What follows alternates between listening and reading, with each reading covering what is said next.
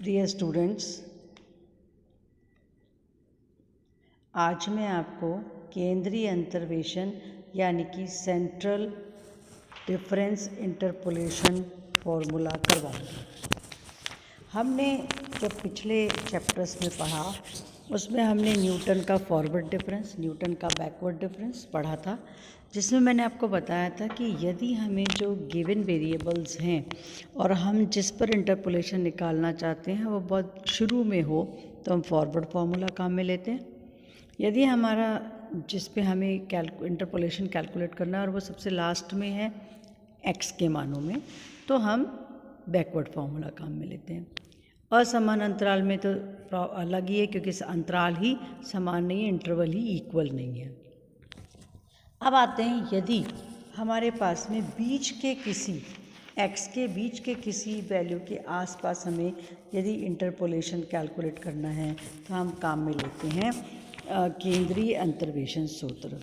ये पहला है आपका Gauss formula, Gauss forward interpolation formula, Gauss का अग्र अंतर्वेशन सूत्र, जिसका फॉर्मूला है y(u) = y0 plus u del y0 plus u into u minus 1 upon factorial 2 del 2 y minus 1 plus u square minus 1 upon factorial 3 del 3 y minus 1 and so on, where u = x minus x0 upon h।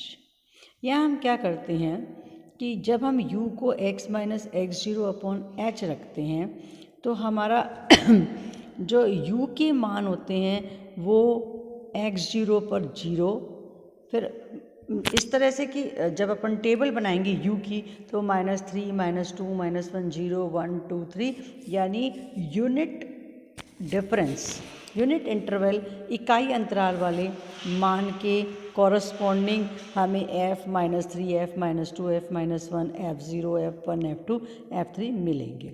और इसका derivation हम Newton के जो हमारा forward difference formula है उसकी help से ही करते हैं। नेक्स्ट है हमारा गॉस का बैकवर्ड इंटरपोलेशन फार्मूला। ये है y(u) = y0 plus u del y minus 1 plus u plus 1 into u upon factorial 2 del 2 y minus 1 plus u plus 1 u minus 1 upon factorial 3 del 3 y minus 2 plus u plus 2 u plus 1 u minus 1 upon factorial 4 del 4 y minus 2 plus and so on, u = same x minus x0 upon h।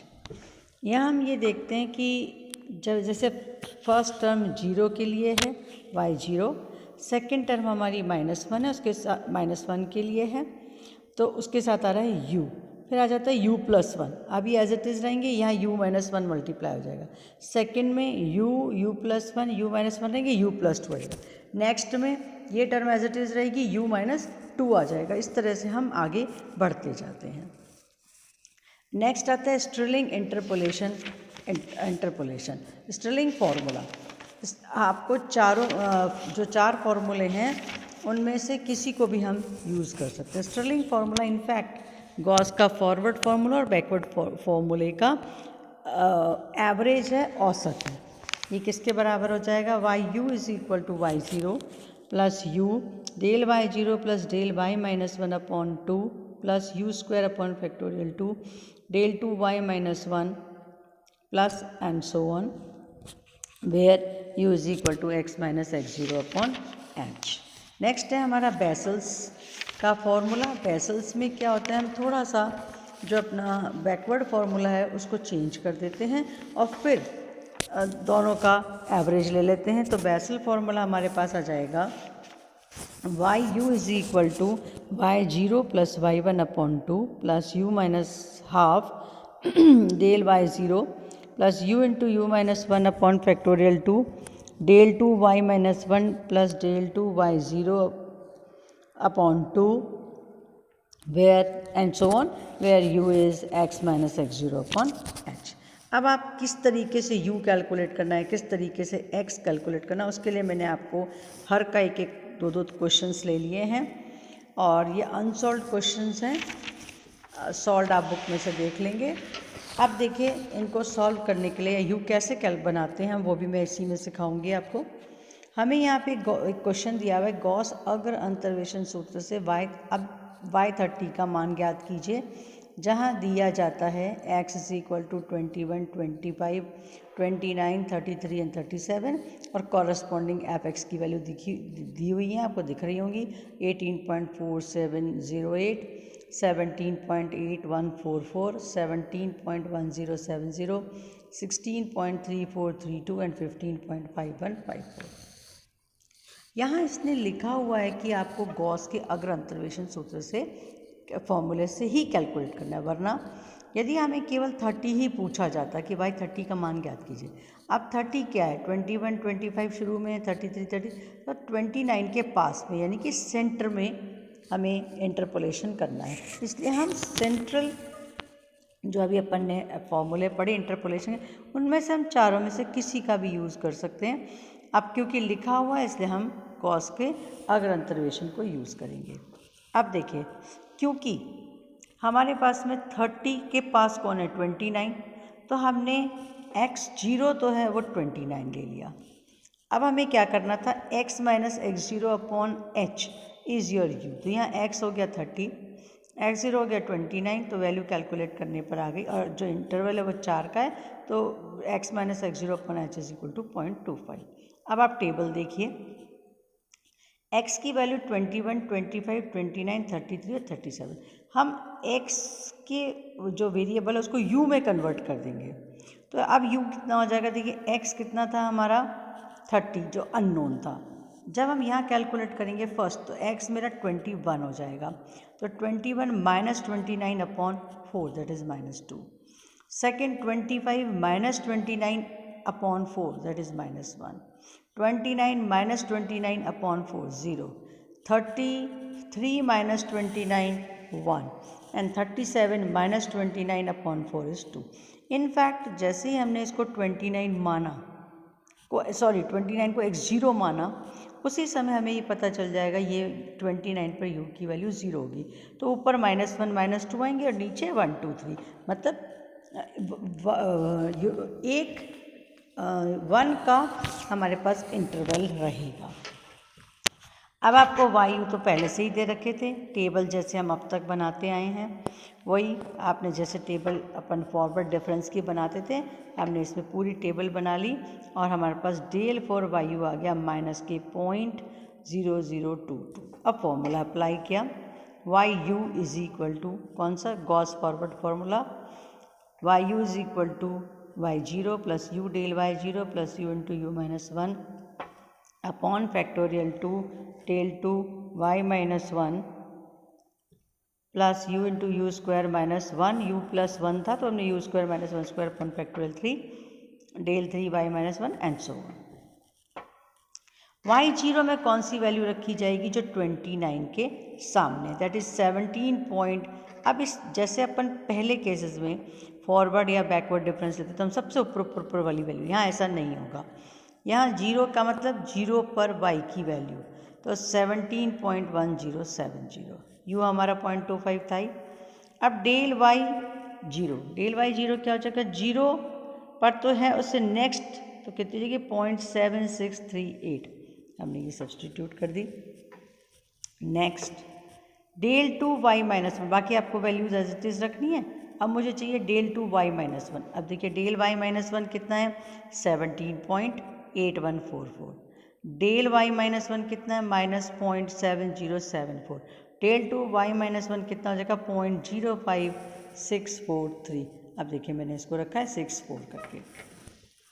Next हमारे पास है del 4 y -2, तो पहले हम देखेंगे पहले y -2, फिर del y -2, फिर del 2 y -2 हो जाएगा पॉइंट,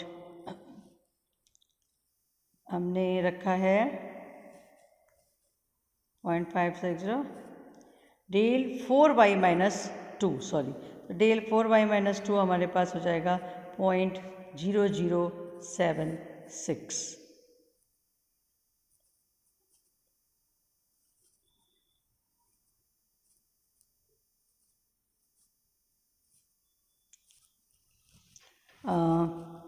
पहले y-2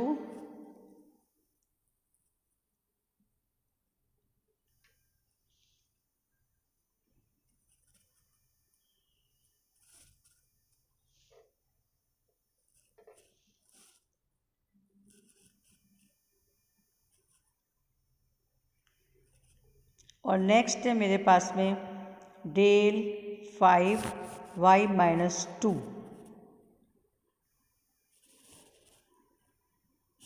एक मिनट,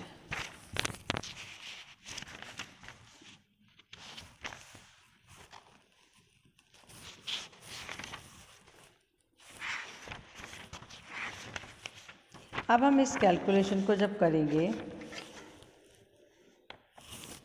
मैंने इसमें दो, del 3y-1 इज़ 0.0076, ये है del 3y-1, सॉरी, ठीक है। नेक्स्ट हमारे पास आ जाएगा del 4y-2, that is del 4y-2 is 0.0076 and similarly हमने इसकी आगे वैल्यूज़ रख दी। पहली वैल्यू रखी है y0, सेकेंड रखी है del y0, थर्ड रखी है del 2y-1, then del 3y-1, then del 4y-2 and del 5y-2।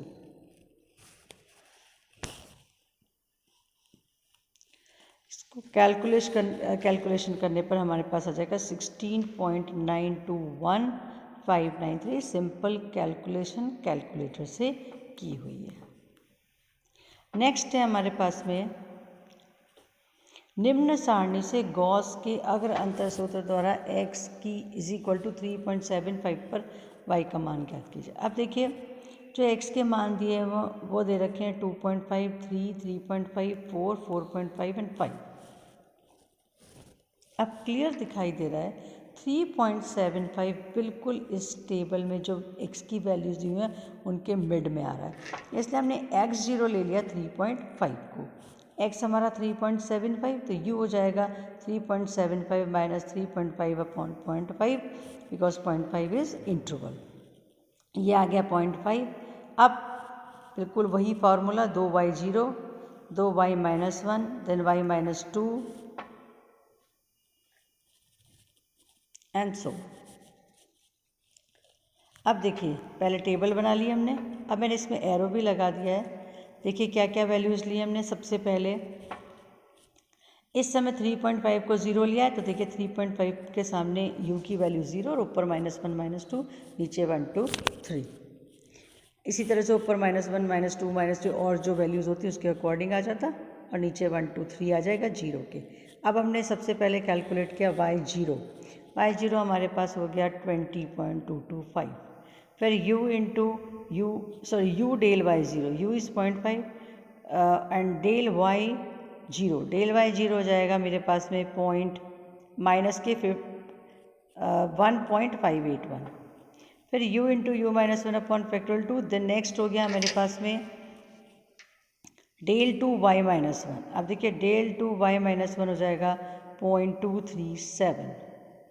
फिर del 3y-1 हो जाएगा -0.038। फिर del 4y-2 0.009 और del 5y-2 इज़ 0.003, और सॉल्व करने पर हमारे पास आ जाएगा 19.407। नेक्स्ट देखिए स्टर्लिंग सूत्र से कैलकुलेट करना है किसका मान, 10, 16 का, और वैल्यूज़ क्या दी हुई हैं 0, 5, 10, 15, 20, 25 डिग्री, 30 डिग्री और कॉरस्पॉन्डिंग tan थीटा की वैल्यू दी हुई है, और हमें tan 16 पे कैलकुलेट करना है। टेबल बना ली। यहाँ पर देखिए क्लियर है 0, 5, 10, 15, 20 और 25 दिया हुआ है। 16 पे कैलकुलेट करना है तो मैंने x0 ले लिया 15, तो 16 माइनस 50 क्योंकि 16 इज़ अननोन अपॉन 5 इज़ 0.2। अब मैंने टेबल बनाई। टेबल में अब हमारे पास में 0, 5, 10, 15, 20, 25, 30 दिया हुआ है, तो तो 15 पर 0 और ऊपर हो गया -1 -2 -3, नीचे हो जाएंगे 1 2 3। और स्टर्लिंग फार्मूले में हमने जैसे मैंने आपको पहले सिखाया y0 del y0 del y, मैंने सब एरो भी लगा दिए हैं, सब वैल्यूज़ को सब्सटीट्यूट कर दिया और कैलकुलेट कर ली। अब हमने कैलकुलेट किया y.2। इनफैक्ट 0.2 जब यदि हमारा u है तो हमारा x जो है वो हो जाएगा, देखिए जैसे यहाँ पे अपन ने रखा, जैसे 16 - 15/5 रखा था, यदि मैं जैसे ही इसको 0.2 रखूँगी तो एक्चुअल में हमारे थीटा की वैल्यू कितनी जाएगी 16 डिग्री। तो हमने tan 16 की वैल्यू निकाली। लास्ट मैंने बेसल फार्मूला यूज़ किया है। बेसल फार्मूले में 3.75 के लिए हमें x के मान दिए हुए थे और 3.75 पे कैलकुलेट करना था। तो इसमें भी सेम हमने किया है, 3.75 यानी 3.5 को मैंने x0 ले लिया और u कैलकुलेट कर लिया और अपन ने सेम टेबल बना ली जैसे पहले बनाई है, और जो जो हमारे पास इसमें वैल्यूज़ थी डेल y1 डेल, उन सबको सब्सटीट्यूट करके और मैंने उसमेंyu यानी कि अपन ने कैलकुलेट किया y.5, यानी वो वैल्यू किसकी हो जाएगी 3.75 की। और सिंपल कैलकुलेशन कैलकुलेटर से। कोई प्रॉब्लम हो तो आप मेरे से पूछ लेना।